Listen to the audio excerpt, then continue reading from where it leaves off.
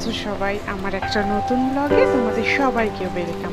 তো আজ হচ্ছে শুক্রবার আর এখন বেজে গেছে 11টা 5। আর দেখো বৃষ্টিটাও শুরু হয়ে গেছে। তো বৃষ্টি হচ্ছে চারদিকে, তো মানে একদম জল থই থই অবস্থা। আর তার মধ্যে আমার কাজও সেরে ফেলতে হবে। বাড়িতে এখন আমি একাই রয়েছি, সোনুও নেই আর তোমাদের দাদা ভাইও নেই।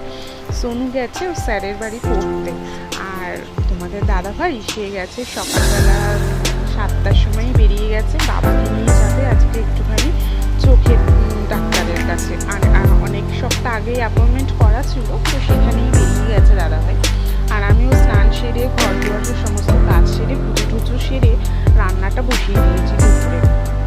তো দেখো ভাত হচ্ছে এখানে, আর এখানে বসিয়ে দিয়েছি ডাল সিদ্ধ। তো ডালটা আর চিন্তা করছি কী রান্না করা যায়। আজকে শুক্রবার, তোমরা জানো আমাদের নিরামিষ, তো সেটাই চিন্তা করে বের করলাম যে ডাটা দিয়ে ডাল করবো, থোড় ভাজবো আর কাঁকরোল ভাজবো আর একটু আলু ভাজবো। এই হচ্ছে দুপুরের আজকে মেনু, হালকা পাতলাই করবো। আর এই হচ্ছে দুধ, সোনুকে সকালবেলা একটু স্মুদি বানিয়ে দিয়েছি, ওটা খেয়েই চলে গেছে। আর এখন আমার একটুখানি খাবার পালা।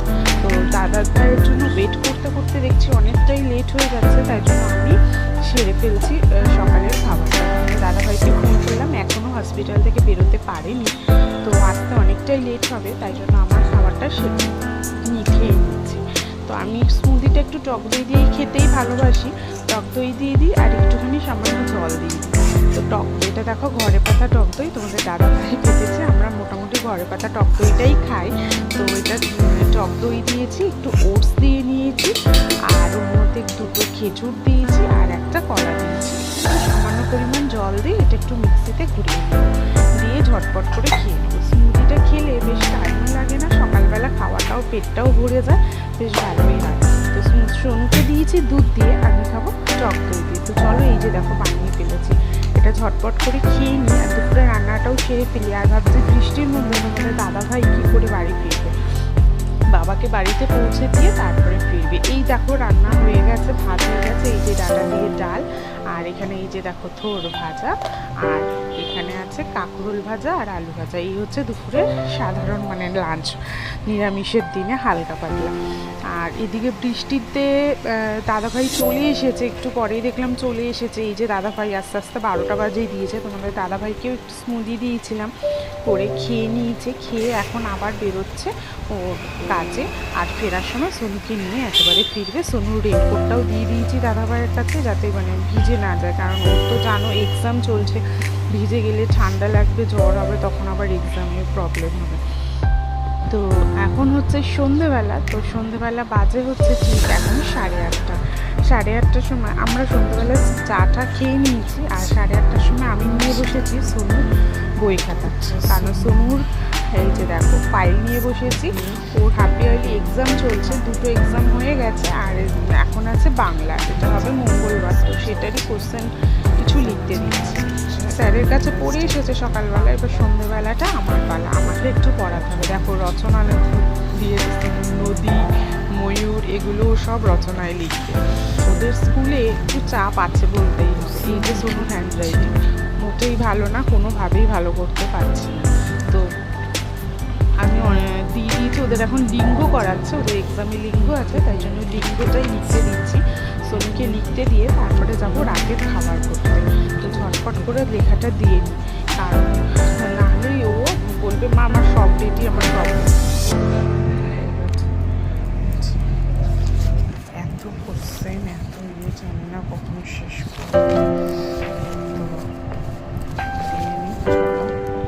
যেখানে দেখছিলাম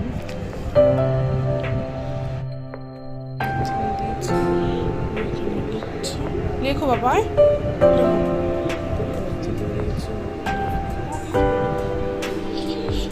সোনু লিখতে থাকুক, আমি চলো রান্নাঘরে চাই। তো ওকে লিখতে দিয়ে চলে এসেছি রান্নাঘরে, রাতে ডিনার বানাবো। ঘরে অনেক দিন ধরে সিমুই রয়েছে, আর দেখো দুধটা বসিয়ে দিয়েছি জাল দিতে। এই সিমুইটা অনেক দিন ধরে ঘরে রয়েছে, সেই বিপত্তারিণী পুজোর সময় আনা হয়েছিল, করা হয়নি, 2 প্যাকেট আনা হয়েছিল। তো এইটুকু রয়েছে, ভাবলাম একটুখানি সিমুই বসিয়ে দিই, ঘরে দুধও ছিল, তো সেই জন্য সিমুইটা বসিয়ে দিয়েছি। এপাশে দুধটা জাল হোক, আর ওপাশে কড়াইতে চলো একটু ঘিতে সিমুইটা ভেজে নিই, আর একটু কাজু কিশমিশও দেবো, সবই বের করে নিয়েছি, একটু তেজপাতা।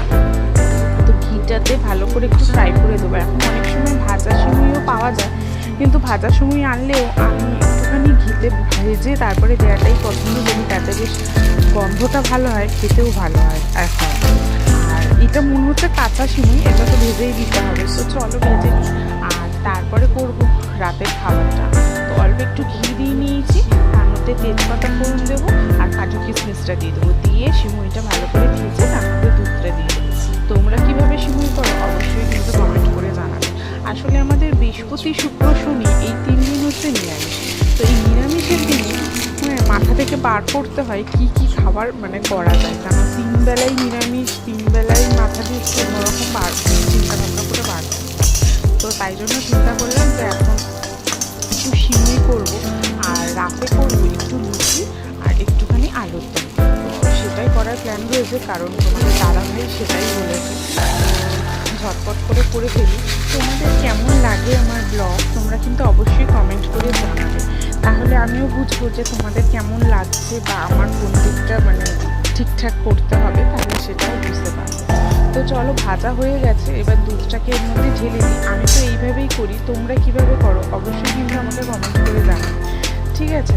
তো চলো সিমুইটা করে ফেলি, তারপরে এবার আলু কাটবো, আলুর দম করবো।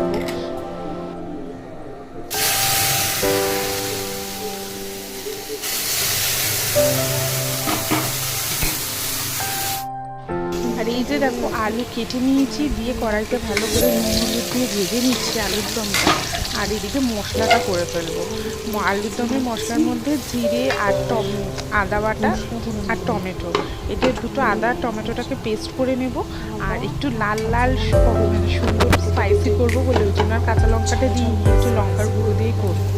আমি একটু কাঁচা লঙ্কা দিয়ে অল্প সামান্য লঙ্কার গুঁড়ো দিই, কিন্তু আজকে মনে হলো না, চলো লঙ্কার গুঁড়োটা দিয়েই করা যায়। আর এই যে দেখো দিয়ে দিয়েছি মশলাটা, আলুটা ভুলে নিয়ে তার মধ্যে গোটা গরম মশলা, তেজপাতা ফোড়ন দিয়ে আর দিয়ে দিয়েছি ওই বাটা মশলাটা। আর একদম আর লুচি এই কথাটা শুনলেই ছোটোবেলার অনেক কিছু মনে পড়ে যায়। দেখো এর মধ্যে কিন্তু মশলাও দিয়ে করে নেবো। এটা পোস্ত আছে, কাজু বাদাম আছে, চালমগজ আছে, টক দই আছে, এগুলো দিয়ে ভালো করে একটা পেস্ট করে নেবো। আর এখানকার রোজকার মশলাটা দিয়ে দিয়েছি, নুন, হলুদ, লঙ্কা গুঁড়ো, জিরে গুঁড়ো, ধনে গুঁড়ো আর কাশ্মীরি মির্চ দিয়ে এটা ভালো করে কষিয়ে তারপর মশলাটা ঢেলে দেবো। তো আলুর দম লুচি শুনলে ছোটোবেলার কথা মনে পড়ে যায়, কারণ আমরা যেহেতু এক জয়েন্ট ফ্যামিলি ছিলাম, এক বাড়িতে সব ভাই বোনেরা, সব কাকা কাকিরা থাকতাম, তাই লুচি আলুর দম মানেই আমাদের একটা পিকনিকের ব্যাপার। আর এই পিকনিকের সব থেকে বড় আমাদের বাজার সরকার ছিল আমাদের ছোটোবেলায়। তো আমরা কোনো সময় টাকা পয়সা দিতাম, কোনো সময় আলু এইসব দিয়েই কাকির হাতে দিতাম, আর কাকি এগুলো দিয়ে সমস্ত বাজার করে নিয়ে আসতো, আর কাকির এটার দায়িত্ব নিত, কাকি আমাদের রান্না করে দিত আর আমরা খেতাম। তো লুচি আলুদম হলেই আমরা ছোটোবেলায় ভাই বোনেরা খুব খুশি হতাম, এবং আমাদের এটা শীতকালে তো হতোই এবং সব সময় হতো, মাঝে মধ্যেই সব ছোটো ছোটো ভাই বোনেরা মিলে আমরা এটা হুজুর তুলতাম। আর বাড়ির মধ্যে আমাদের মেনলি খেলাটা বাড়ির মধ্যেই হতো, বাড়ির বাইরে একটু কমই যেতাম আমরা। তো বাড়ির ভাই বোনেরাই আমরা ভাই বোনও ছিলাম আর বন্ধু তাও ছিলাম। তো ছোটোবেলায় থেকেই আমাদের লুচি আলুর দম ছোটোবেলার পুরনো মেমোরি। আর ডিম কষাও তাই। তো এইভাবেই ছোটোবেলাটা কেটেছে, আমরা খুব মজা করে ছোটোবেলাটা কাটিয়েছি। এক বাড়িতে যেতে অনেক ভাই বোনেরা ছিলাম। এই যে দেখো আমার সিমুই, আর এখানে শ্রমিকের হাতে খেতে দিয়ে দিয়েছি, 10:30 তো বেজে গেছে। আর গুঁড়োকেও পাঠিয়ে দিয়েছি, নিচে পকোকেও পাঠিয়ে দিয়েছি, কারণ অনেকটা রাত হয়েছে। আর এই যে হচ্ছে আমাদেরটা ভেজে নিয়েছি। চলো তোমাদের দাদাভাই ফিরলেই রাতের ডিনারটা করে নেবো। আর এখন তবে ভিডিওটা এখানেই এন্ড করছি, দেখা হবে তোমাদের সাথে একটা নেক্সট ভিডিওতে। যদি আমার ভিডিওটা ভালো লেগে থাকে অবশ্যই একটা লাইক করে দিও, আর আমার চ্যানেলটাকে সাবস্ক্রাইব করে দিও। আর এই যে দেখো গাজর আনা হয়েছে, কারণ সোনুর জন্য শাক পাওয়া যায়নি, আজকের রাতটা ওকে গাজরই খেতে হবে, কালকে সকালবেলা আবার দাদাভাই গিয়ে শাক দেবে। তো চলো খেয়ে নিই, রাতে ডিনার করে। তো বাই, টাটা।